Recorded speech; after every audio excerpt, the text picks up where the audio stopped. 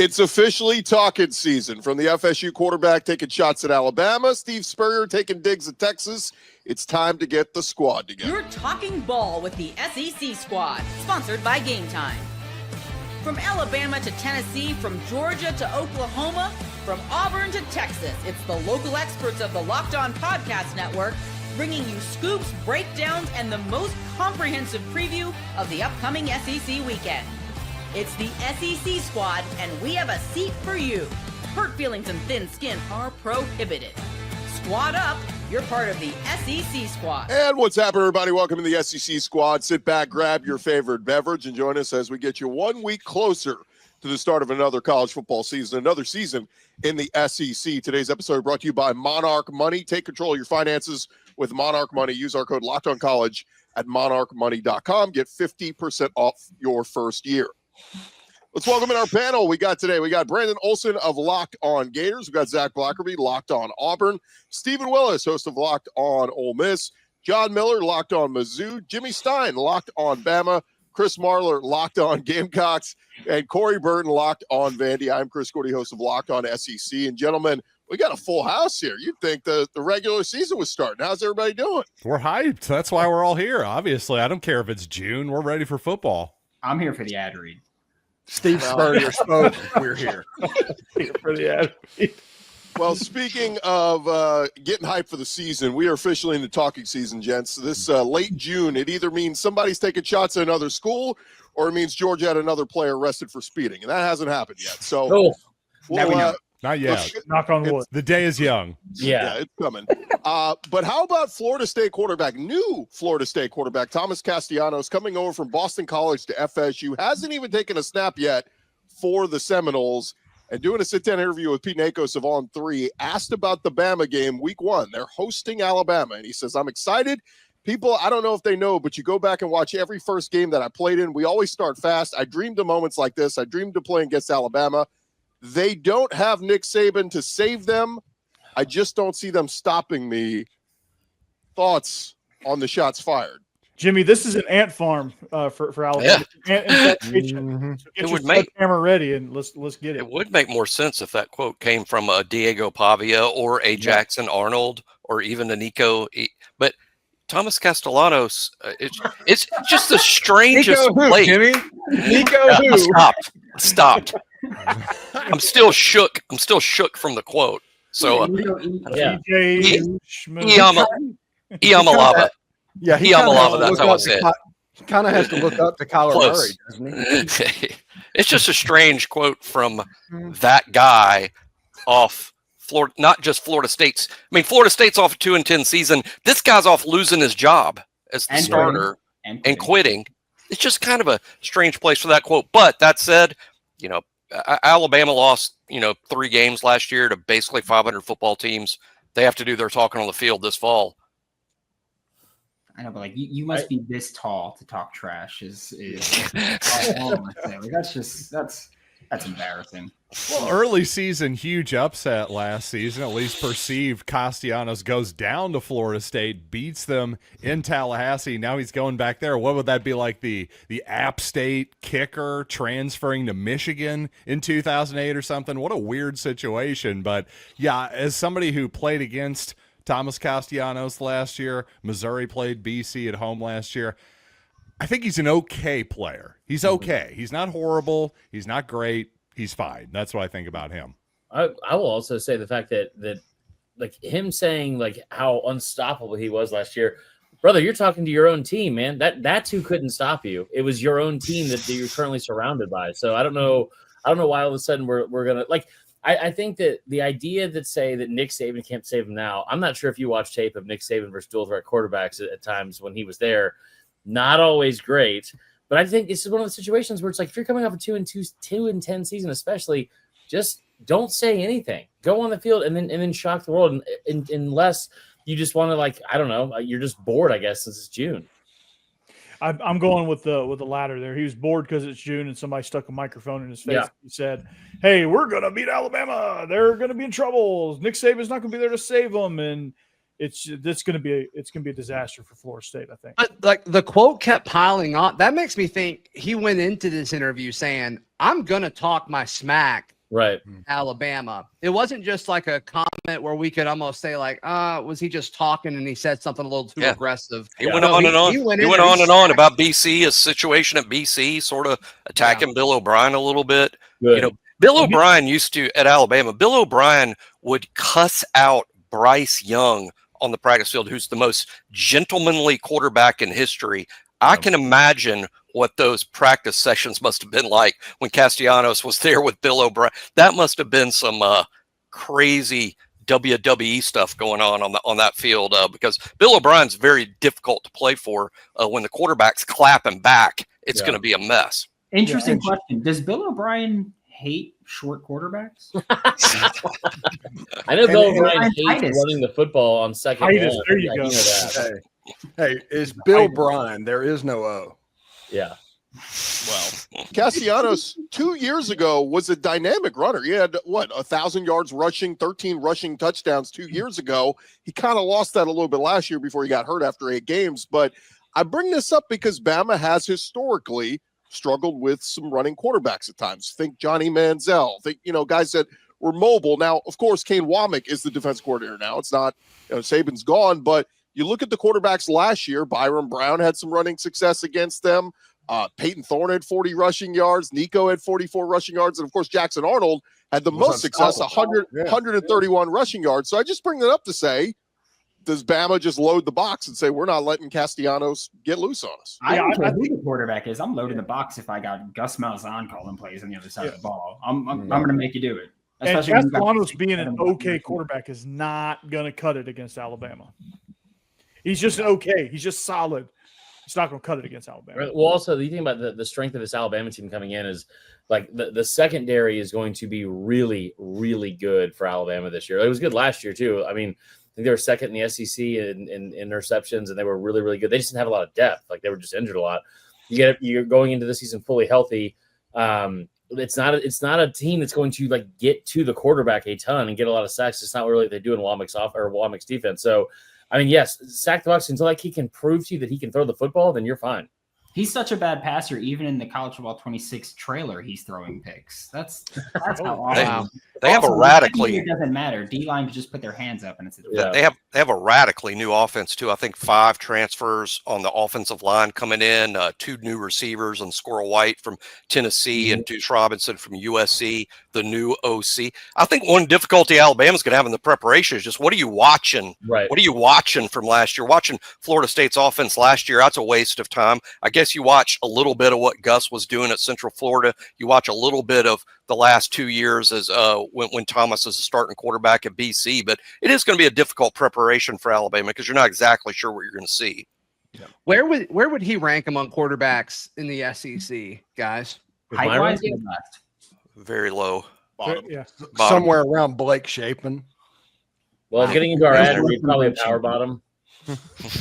Well, just to throw one other nugget in here, I don't know if you guys saw, Lenore Sellers was on, I believe, CBS Sports Radio earlier this week, and he was asked about it. And Lenore Sellers of South Carolina said, quote, shoot, Alabama is still Alabama to me. They were good last year. They're a good team. They're big, strong, and fast. That's how you answer the question. That's what you should say. Yeah, Thomas Castellanos. At some point, the rest of the country is going to catch on and realize that Lenore Sellers is everything that you want a quarterback on the field and off the field. Because the kid, like, he just doesn't do anything off the field that puts you into any sort of jeopardy, makes you feel like concerned about like his like attitude, behavior, anything like that. The $8 million thing we talked about a couple weeks ago or last week, him turning that down.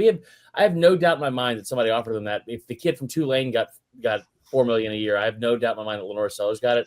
Just continues to do everything the right way going into the season. His nickname is No-No. Is that right? The other kids on the team call him No-No. Lenore Sellers? Yeah. Have you heard I this? call him yes. But yes. Okay. I think No-No is a cool nickname. I think some of the guys on Carolina call him that. After Hideo No from the Dodgers, right? Deep cut. Timely. All right, gents, when we return, the old ball coach, he's still spouting off at the mouth. You thought he'd simmered down over the years, but we'll get to that. Coming up next, we'll talk Steve Spurrier taking shots at Texas. That's coming your way next here on the SEC Squad Show. Hey, but first, I want to remind you guys, this episode presented to you by our friends over at Monarch Money. And if you ever wish your money felt easier with Monarch Money, it can. Whether you're growing your savings or planning a big purchase, Monarch puts you in the driver's seat. It's like having your own personal CFO, giving you full visibility and control over your finances. I can't afford John Miller, but I can afford Monarch Money to keep track of all of my money. And it's not just a budgeting app. It is a complete financial command center. Track all your accounts, all your investments, all your spending in one place. Chris Marler, please take notes. It will help you budget better. And, you know, what's your financial goal that you're trying to reach for this year? Monarch Money is going to take care of your finances for you. Go take control of all your spending with Monarch Money. Use code LOCKEDONCollege at monarchmoney.com. You'll get 50% off your first year. If you got a million kids like Zach, you need to save every dime you can. That's monarchmoney.com, code LOCKEDONCollege for half off your first year. Check them out, monarchmoney.com. All right, gents, we jump back into it. Chris Marler, question from the class. First off, I already know where all my money's going, so that was rude. It's going to his wedding. It's going directly to the person upstairs who's not listening to this podcast. Well, if you need a deal on a ring, I got a guy. Didn't you tell me that before I bought the ring, idiot? What? Wait, Gordy, you have a ring guy? Oh yeah, I got a ring guy. Not ring doorbell. Gordy's got a everything guy. You know, just whatever you need, he's got a guy. You should tell me that. I'm about to go get it next week, so I really appreciate that, Gordy. It's perfect timing. Yeah, I get you guys a ring tonight. Hey, speaking of rings, Steve Spurrier, he is spouting off at the mouth, making an appearance on another duly noted podcast, Pat Dooley, this week, wide-ranging interview, and he was asked his thoughts on Arch Manning. Of course, he coached against Peyton Manning, made the famous, you can't spell UT without, citrus without UT, of course, taking a shot at Tennessee and Peyton Manning and those guys. So Peyton's nephew is at Texas, and here's what Steve Spurrier said. He said, quote, people picking Texas to win the SEC in football. They got Arch Manning already winning the Heisman. And my question is, if he was this good, how come they let Quinn Ewers play all the time last year? I had to kind of read that in the Spurrier cadence because you have to hear it. But It's pretty good. All right. does he make a good? Is it justified? I mean, is Arch Manning in Texas? Are they getting too much hype, or do you believe it's justified? I think he's getting too much hype. Steve, you want to take this one? If his name was Arch Davis, nobody would be talking about that. I mean, they've recruited pretty well, but they are replacing their whole offensive line, both of their wide receivers. Their running backs coming off an injury, and they have a brand new quarterback that they tried to put in against Georgia and had to take him out because he was ineffective. And now that guy's going to win that guy's going to win the Heisman. No, I don't see it. I'm with Steven. Like I do think it's weird that he's been there for 2 years, and we're just already like crowning him as like the next great thing. And he should do great. Like most quarterbacks. I mean, Mac Jones was fantastic in Steve Sarkisian's offense, but they do lose a ton. Most of the stuff they have returning that's going to make this team a good team is on the other side of the ball. It's on defense. I mean, like the secondary is going to be elite. The linebackers going to be elite. I'm sure they'll be good in the trenches, but I mean, like on the defense side of the ball, but yeah, I'm kind of sorry. I will say that the one clapback I saw to this that made a lot of sense was, I don't know why did Chris Leak play ahead of Tim Tebow for so long in 2006? But here's the thing: Arch has been there for 2 years, and it's not like Quinn Ewers was like some all the time elite quarterback that was like I think lighting the world on fire throughout both those seasons. But you see him at that St. Louis cookout, though, Chris. Come on now. I mean, that's all that really matters is the street cred, obviously. But seriously, I agree with Steven. What if his name was Arch Pribula, for example, taking Missouri quarterback? No, seriously. Like Pribula, everybody's like, well, he doesn't have that much experience. He has some talent. I mean, you could say the same thing about Arch Manning, who obviously was another level of a high school recruit, but we're talking about high school, not to sound like Allen Iverson here, but we're talking about high school. It seems like that is mostly what we're relying on. If I had to bet, I think Arch Manning will be a really good quarterback. I just don't think the peak is going to come this season, and that just seems like the assumption that maybe too many people are making. Did you just make that graphic while we were sitting here? That's some elite level. So fast. Oh, yeah. Yeah, I'm not like Marler with the Canva, but I do It well. takes me it takes me hours. That looks great, dude. You're so much better at this than I am. It takes Marler a long time. No question. Not with our new sponsor. Not with. Yeah. I'll go the other way on this. I'm an arch truther. I think he's going to be awesome. Who's going to be his Gordy? I don't see it, man. Who's going to be his number one target? Ryan Wingo. They both came in together. He's been throwing the ball to him, on the freshman team and moving on up the depth chart. People keep saying he's going to make his first start, or somebody said the other day, I heard that he's going to make his first start at Ohio State. No, he has started 2 games against Louisiana Monroe and against Mississippi State last year, and he was good in both of them. Wow. Powerhouses over there. He could only play. He was next on the schedule, right? But I just his athleticism, his running ability. We saw it against UTSA. What was it, like a 70-yard run?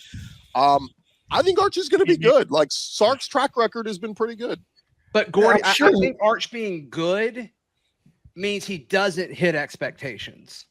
Yeah. He's being talked about as if it's almost like, every now and then we see these in sports like LeBron or like Bryce Harper. I mean, there's always these guys that come along that unfairly in most cases, but they're met with these lofty expectations. And I don't think just good will be good enough for some of the people. What do you think? What numbers wise, what does he have to hit for you to be? Because I think if they go 11-1 with that schedule, which is very doable, or even 10-2, and then win the SEC championship, because I think so much of the Heisman has to do with whatever happens in the last weekend of the season, like fair or not fair. It's exactly why Tua didn't win it in 2018, but we'll get to that some other time. Like the whole thing, though, if he wins the Heisman, what do his numbers have to be for them to to live up to those expectations? Well, I would based on his expectations, it's all about wins for Arch. Yeah. Yeah, I mean, I think they're going to have to win for sure. But I think you can make the case that Arch Manning could have not as good numbers as other people and still get the nod to be a Heisman favorite. Yeah, it's kind of even if Arch throws for 4,400 yards, but Texas loses 3 or 4 games. I mean, I think to some extent that's a disappointment. I do think he's going to be adjudged by wins and losses because they have an expectation to win the national championship, and they think Arch is the guy that can get them there. To me, it's about wins and losses. Now, if they win a bunch of games, but Arch has thrown as many interceptions as touchdowns, that's different. But I don't think that's going to happen. I'm with Chris. I think Arch is going to be really good myself. What if he might be? He'll be good, but like Zach said, is good enough in this scenario? Like, are people going to be disappointed that he's just better get the team as far as Quinn did? Quinn got him to back-to-back Final Fours, basically. He's going to have to get them that far, right?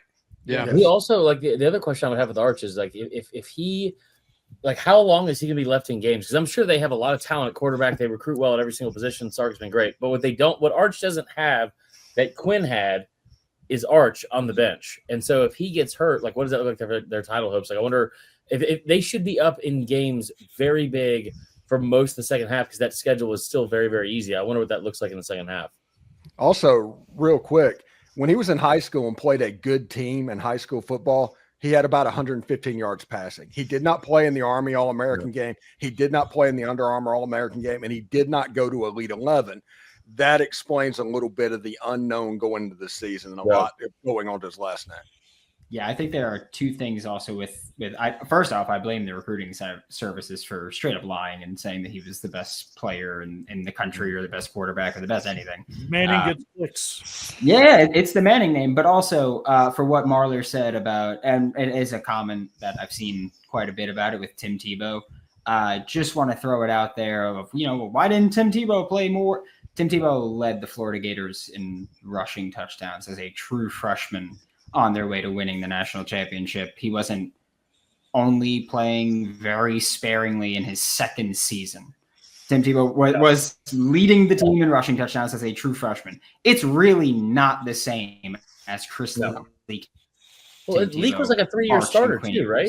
I understand that it's he's obviously better, but not the same. Wasn't Leak a 3-year starter? Leak was well established, leading passer.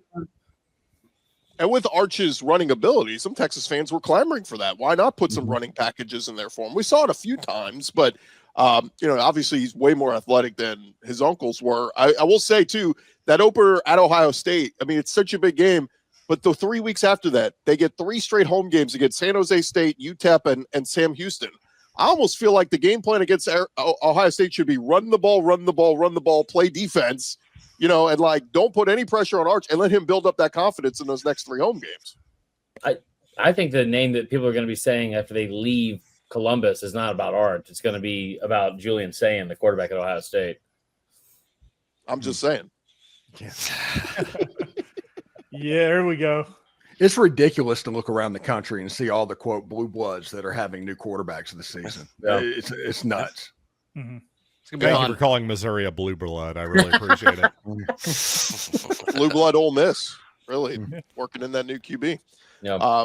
Blue blood Auburn got the new quarterback. Jackson Arnold time, baby. New blood. I was thinking Alabama and Georgia and Texas and all of Oregon. them. Yeah. I don't know that Oregon's a Thank blue y'all. blood, but Oregon's an elite program that's has a new quarterback too, and Dante Moore. They're a greenback. honestly, UCLA. Oregon's catching UCLA's got, strays right now. What was that? Wait, Who does catching UCLA's got a new quarterback? What's his name? Nico's dad's son. Nico's dad's son. Yeah, Madden's brother. Yeah, Madden's I love it. brother. That's good. There you go. There's a Yeah, I have to remember Amon Mielen. I do not have to remember Iamaliava. Yeah. I'm When- gonna leave you. we That's just what I did. call him. No. When we return here, guys, we are going to run through. EA Sports has listed the toughest places to play in the new NCAA video game. We'll see who from the SEC made the cut. That's coming your way here in just a second. Vandy, definitely Vandy. Well, first, guys, you've probably heard of products like Viagra, Cialis. Maybe you've even tried them. But if you're looking for something beyond the usual pill, it's time to meet Rougiet Ready. And I see a lot of balding middle-aged white guys here that are wanting to experiment with this product. Rougiet Ready is a next-gen prescription Speak for yourself treatment on the balding. designed to amplify arousal in the brain and boost blood flow. Unlike the usual pills that can take hours, Rougiet's 3-in-1 formula dissolves under your tongue and kicks in fast, on average in 15 minutes. 15 minutes. That would be a record for you. Effects can last up to 15 36 minutes. hours, so you can stay confident and in control when the moment is right. If traditional options haven't worked, Rougiet might be the answer. Over 150,000 men have already made the switch. Head to Rougiet.com. That's RUGIET/LockedOnCollege. Use our code LockedOnCollege. Get 15% off today. That's Rougiet, RUGIET.com/LockedOnCollege. Use promo code LockedOnCollege. Get 15% off. Individual results may vary with prescription treatment. Compounded drugs are permitted to be prescribed under federal law, but are not FDA approved and do not undergo FDA safety, effectiveness, or manufacturing review. Please visit the Rougiet website for full safety information. Thank you guys for being mature during that. Just wait. All right, final segment here on the SEC Squad show. Whoops. Hopefully you guys took some notes on today's show. But before we wrap up, I saw, the new NCAA video game is coming out, and EA Sports, they have ranked the toughest places to play. So figured we'd take a look at this and see how many teams from the SEC made the list. Coming in at number 1, it's Tiger Stadium at LSU. Coming in at number 4, it's Sanford Stadium at Georgia. Bryant-Denny Stadium, 5, Alabama. Ben Hill Griffin Stadium, Florida, 7. And then outside the top 10, Kyle Field at 11, Neyland Stadium, 12. That feels low. Darrell K. Royal Stadium at Texas, 13. Jordan-Hare, 17 at Auburn. And then rounding out the top 25, Williams-Brice was 16 on this list. And then rounding out the top 25, Davis-Wade at Mississippi State at 25. What do you guys Did think? Toledo put up 41 points in Davis-Wade? Yeah, it must have been a house of horrors for them. Yeah. The was only team that brutal. has trouble playing in Davis-Wade right now is Mississippi State. I just like that Gordy skipped number 8 on the list. I respect it. What was number 8? Oh, I didn't. Oklahoma is number 8 on the list. I hate to That's say a it, one of joke. my best buddies is an NC State guy, but Carter Finley Stadium. Are you serious? Who's ever been afraid to go to Raleigh? What's up with Camp Randall? Camp Randall, they've one top 25 win at Wisconsin since the COVID season. It's just about the song. That's just about the song. Yeah, I mean, that's literally what that's about. Wait, The song. Michigan Williams is not a Brice tough so place low. to play. It's not even that loud. It's just big. It's just a big place. Like Kyle Field, Neyland Stadium, those are way too low. And Doak Campbell, do they even have a stadium intact right now? Nope. What are we doing? Husky Stadium? That one's pretty tough. Why is Missouri not there with their rocks? That's what I Yeah, want. thank I'm you. serious. It's all about the rocks, obviously. Let's talk about Zach's the here, rocks for a Steven's second. here. Let's talk I mean, What- finally, we're what back are to the the rocks, You know what? John I'm Miller? back. You I'm figured that back. out? Let's You finish want the that one, entire Zach? show talking about the rocks for Speaking sure. of rocks, this episode is brought to you by Brought to Rudy. you by Rudy. Yeah, now we're talking. There's the transition. Oh man. Honestly, that wasn't a very hard line. Oh, Wow. Hey-o. Keep them coming. So just back to the stadium list. Which one do you, if you could change one of these, which one are you changing? Florida They State. just wait. But Davis That's Wade's what- 25. I'm getting Carter Finley out of there. Yeah, I if think it's Davis in the Wade top for me. 10. I think that Oklahoma is probably a little bit too like 8 and 10 feel like they should be behind 11 and 12 for sure. I'll just also say this, and Jimmy, I don't want to speak for you, but I mean, like I'll throw this out there. Tiger Stadium, is that a tough place to play for people? I know that the team that Jimmy's covered or Jimmy covers, they've lost there 6 times since the Eisenhower administration. So I didn't know that was that tough of a place for people to play. Well, Yeah, it's tough Alabama to- and the LSU's had a lot of success in Bryant Denny, but not as much as Alabama's had success down there in Tiger Stadium. I just think places are tough to play when you show up and there's a really good team there. Yeah, I think that affects the outcome more than fans screaming drunk in the stands. I was just going to bring up Alabama's the one team that owns LSU in Death Valley. It feels like in recent years, Ole Miss can't win there. Auburn, A&M still has not won there since they join the SEC. They still winless there. Florida tends to have trouble every time they go to Death Valley. So again, I think it's justified, but you're right. Alabama does own I'm just LSU. picking on you, Gordy. I will also say this too: the Georgia thing is super weird because you can sit here and make the case like, well, they're only good because they're a really good team, and I know I've seen people say that, but like, I mean, they've lost one home game there since 2017, and it's odd to me to sit there and see what happens to Penn State every single time Ohio State or Michigan go there, Right. and then I think they're like 2-7 in whiteout games there in their last 9 whiteout games, Yeah. like. So I don't know how that necessarily is ahead of Georgia outside of the gameplay, maybe in the video game, where it's just like you get to see a whiteout and they do the In the game, it is crazy. It is crazy in the game. And the I can stadium check meters pumping and the that stadium lines and the- is- Did the Auburn one drop? Wasn't Auburn like way up there last year? We were probably a little higher. Okay. I think right now with how much how little we've won over the last 4 years, I think 17's fair. It's got to be tough in Hughes' backswing to be, only 17. You know what I mean? Can you imagine though if we played on a golf course? Can you imagine? Oh my God. Undefeated. We move up to number 1 or 2. undefeated. Yeah, Don't tease him. Don't tease him Zach, like that. While we got you here, let me just Let's ask you. don't do 'cause this. Are we the doing big- this? The big Yeah. saving grace on Hugh the last few years has been while he's recruiting well. Well, so far, every time I open up the website, it's another decommitment from Auburn. So what's going on? Wow, we're doing this right now. No, Shadarius Tootle flips from Auburn to Georgia, and then Devin Carter flips from Auburn to FSU. No, I think a lot of it has to do with internal alignment or lack thereof. I think some of that has to do with NIL and the new rulings. I think some of it has to do with coaching preferences as far as who they want, which up to this point it's made sense, but it's like you can't say you prefer other guys and not have those other guys commit to you. So it's not feeling great. We got a 3-star offensive lineman earlier this week though from New Zealand. So things are looking up. Wow, Yeah, a one lack of the of best alignment ones in I've played Auburn. Blow me over with a feather. I can't believe it. Thomas Castellanos must have cut a hell of a promo to get that one guy to flip over. So that was good. Imagine losing. Yeah, a it really kid fired like- Devin Carter up, I guess. Who did you guys get the 3-star out of New Zealand over? Auckland FSU. FC. Madagascar. Okay. Madagascar. I was like some rugby team, the All Blacks or something. I don't know. How do we get? Can you just be honest, Zach? Do you miss Harson yet? No. Are you sure? Harson's yeah, a big no, I'm fan of our positive Rouge on that. Jet. I know I'm that. positive on that. Harson's been No, taking because, Rouge Jet since you 98. look at what Auburn's done, I get it. I totally get it. But I also think Auburn's roster this year is the best we've had in a long time. And if it doesn't work, we're going to know if the Hugh Freeze at Auburn tenure is going to work or not. We will know, I think, pretty quickly. I think Auburn's either gonna August put it all together. 31st, you would know. Yeah, we know it's not going to work. We already know. Baylor. By the I way, don't know that, but I know. yeah, we'll know one way or the other this season Certainly for won't sure. work in 15 minutes. I really need Sawyer Robertson to come out and go, Auburn, they still play football? They're in It'd every be funny if like Walker White, who was a quarterback at Auburn last year, is like standing right next to him. I think that'd be funny. And then Hugh You know, just looks up and says, "Now watch this drive."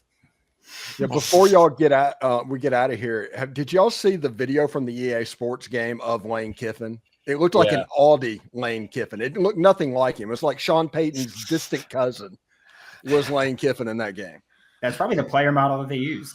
They probably said, "Hey, we got Sean Payton from Madden Yes. 9. Let's just go run it back now." I do think it's weird. Like, not weird. I'm not. This isn't about you, Steve, but I saw all these people that were pissed about him and Dabo on Twitter today, and it was like they have created this game that has such realistic gameplay and these incredible stadiums, and the walkouts are correct, and the bands are playing songs, all these incredible details. And they're like, "What? Kiffin's face looks nothing like that. Come on." Where are Sam Pittman's man titties? Come on. And Kiffin's retweeting it. Kiffin was like pissed too. It was like, of course he did. Oh, he would be. Well, he doesn't care about serious things. No, not at all. No, not. All not right, even well, a little bit. In closing, we've had some fun today. We've had some laughs. Thank you guys for joining us. Remember to follow and subscribe to your favorite SEC show. We'll be covering your favorite team all throughout the offseason, counting you down to the start of the season. I'll have you covered with the entire conference every day with Locked On SEC, part of the Locked On Podcast Network, covering your team every day. But for Chris Marler, Zach Blackerby, Stephen Willis, John Miller, Jimmy Stein, Brandon Olsen, Corey Burton, I'm Chris Gordy. We'll talk to you next week right here on the SEC Squad. Guys, couldn't help yourselves. Couldn't help yourselves. You're lucky I didn't say It's Rugiet.